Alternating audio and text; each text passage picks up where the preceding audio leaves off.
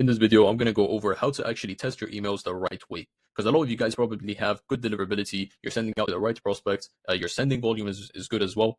But you just can't seem to crack a message or copy that works. When you come to trace your data and analyze it to optimize, it's just all over the place and you're not sure what's actually working and what's not. So we're going to have a quick overview of email infrastructure and the whole cold email system. Then we're going to see where is the problem and what is the actual solution. So by the end of this, hopefully you can go ahead and make sure the emails you're sending out are being tracked properly. You know what you're changing, you know what's working, so that you can go ahead and scale these messages to get higher response rates, right? So let's get right into it.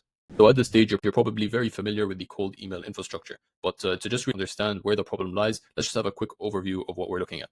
So in the beginning, you have your infrastructure setup, which is your DNS settings, making sure you land in the inboxes. Then you have your lead sourcing, which is making sure you're getting the right ICP. And then the copywriting, which is the message you're sending out to that ICP.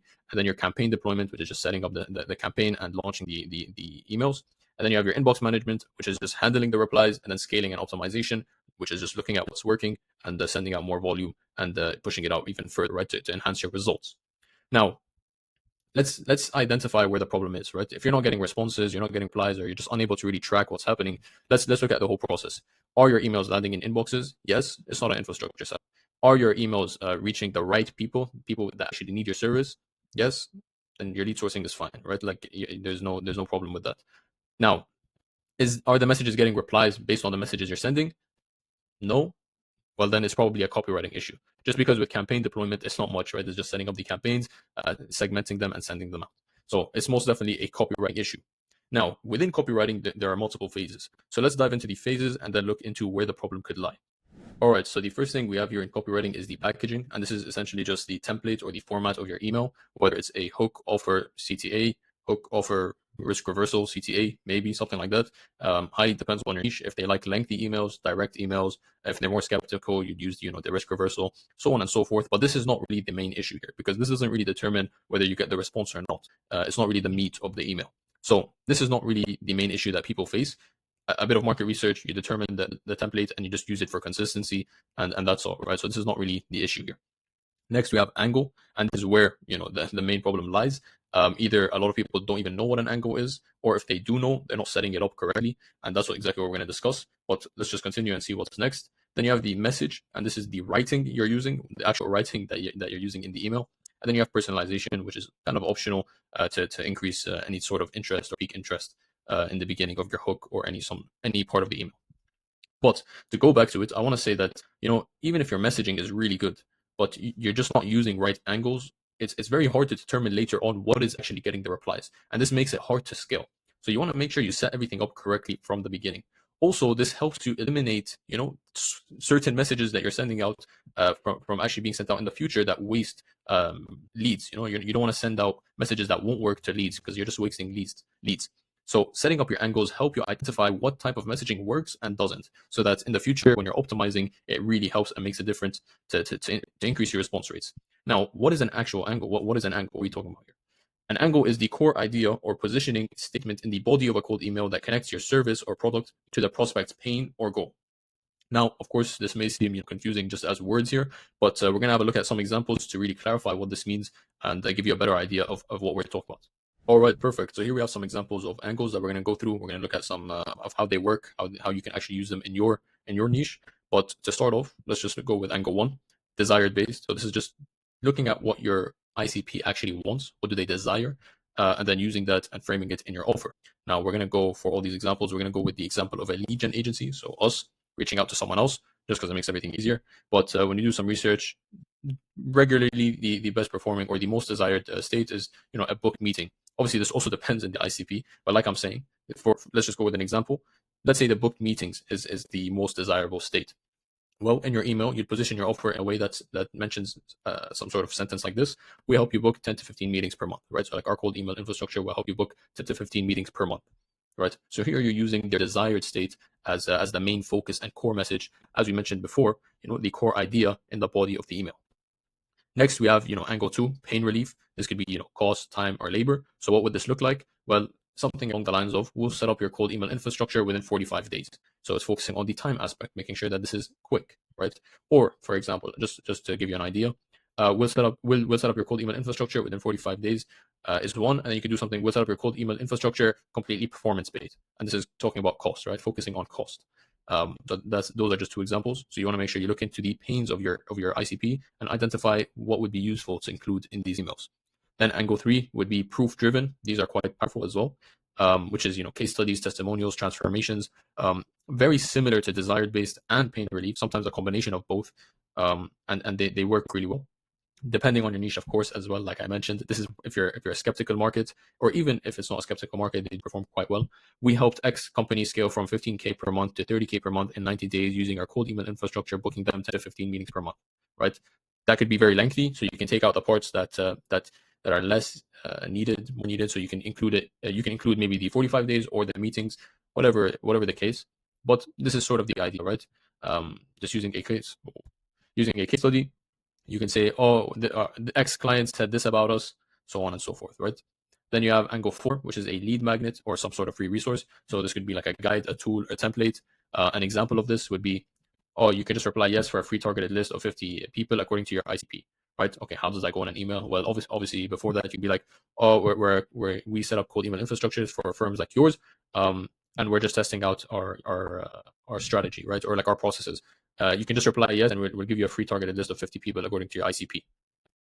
Now here you can get into, okay, how does this even help me in my business? Of course, because if you get a reply, you send out the ICP, you can call them up, ask them about the leads. How did it go? Do they know how to send out emails or messages to these leads to actually close them or book meetings? Are they efficient with the leads? You can look into you can dig deeper. You can offer them like, oh, I can help you book out clients with the list I just provided. You get them on a meeting, they hop on the meeting. Or if you want to, we actually do this completely for you for performance based. You nurture them, whatever, so on and so forth, and then you close them. But it's also a good starting one as well to get some replies in, right? But it also shows you their pain. So anyway, big ramble, but that's angle 4, just using any sort of lead magnet or free resource. Then you have angle 5, which is an insight. So maybe data-driven, hard to find information. This looks like something like 20% of firms in the whatever industry don't even know their emails are landing in spam. So a lot of companies and in a lot of industries, they do send out emails, but they send it out from like one email domain, they're spamming it everywhere, and they don't even notice that no one's opening their emails. So maybe their emails are good and people need their service, but people aren't even reading them, right? But that's just an example of what you can send out to your prospects. These are some examples of angles. Of course, also with GPT and AI, you can leverage that to find good angles for your ICP. And we're going to get into exactly how to actually do that in the next step. So for the next step, let's get into how to actually find the right angles for you, how to structure your email campaigns with these angles so that they're actually effective.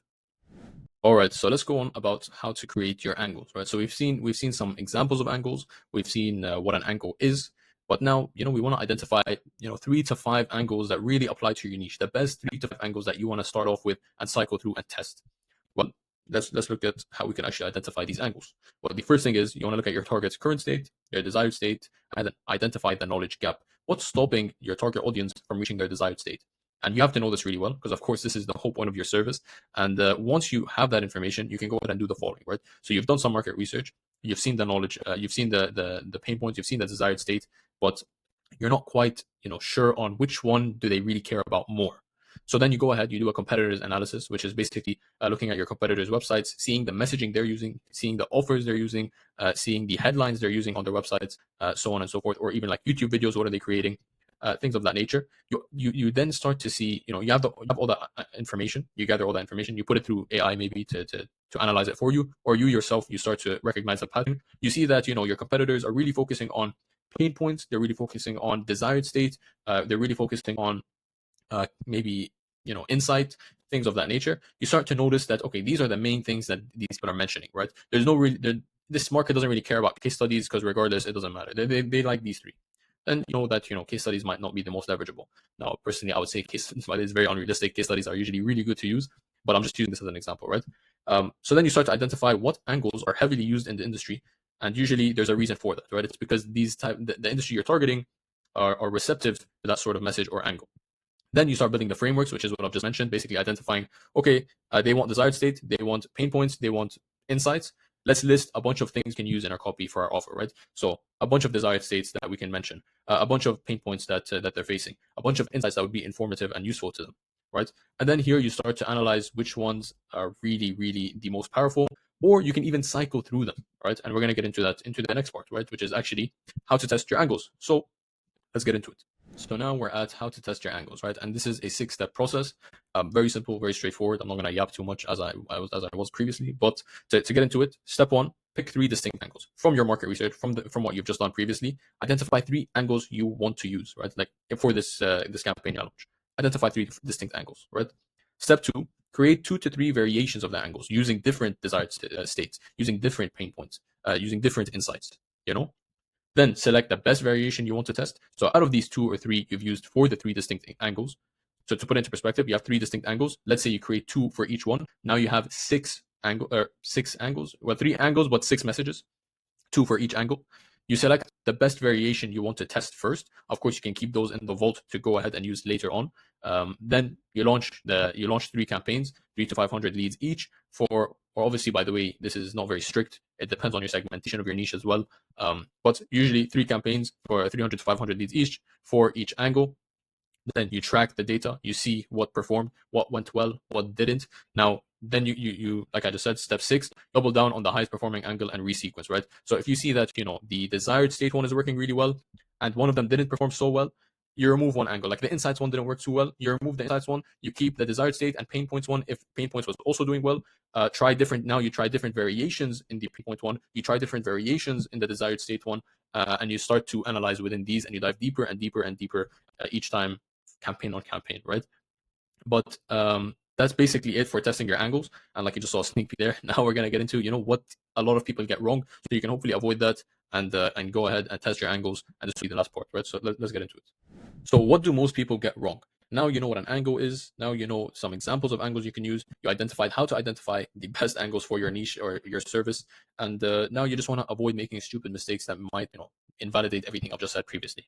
So what are the most common mistakes people make? First thing is using benefits, not angles, right? So a lot of people, we say desired state, like mention a desired state they want to be in, and you mistake that for benefits. What does that mean? Well, for a cold email, for example, imagine in my copy, I'm writing something along the lines with, oh, we'll set up a cold email infrastructure, you'll get 20 domains. What the hell do they care about 20 domains, bro?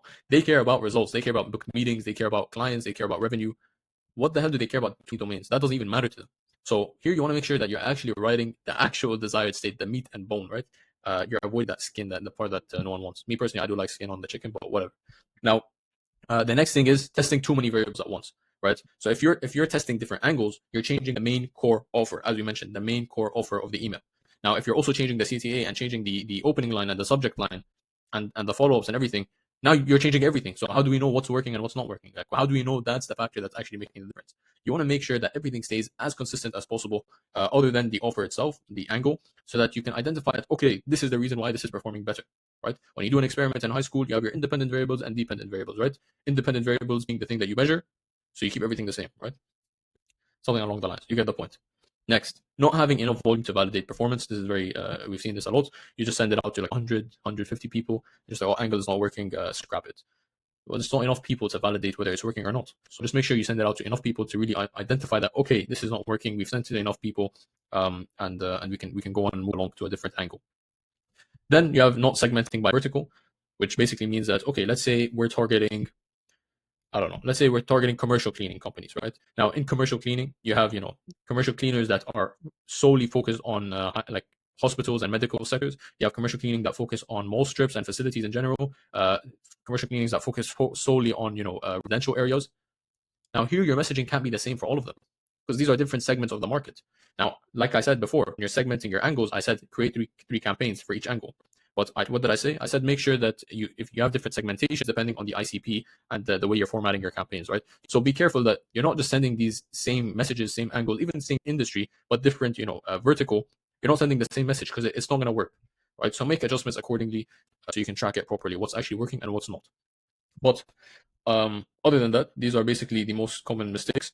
We've gone through, how to actually test your emails the right way, what an angle is, some examples of angles. We went through that. You know how to create your angles properly. So from target to current state, desired state, the knowledge gap, competitor analysis, analyze the data, how to test your angles, so how to actually set it up over here, and then the common mistakes to avoid, so that hopefully you don't fall into that trap. But other than that, that's basically it for the video. Make sure that you follow these steps correctly. If you miss anything, just go back and watch it, and yeah. With that being said, I'll see you guys in another video.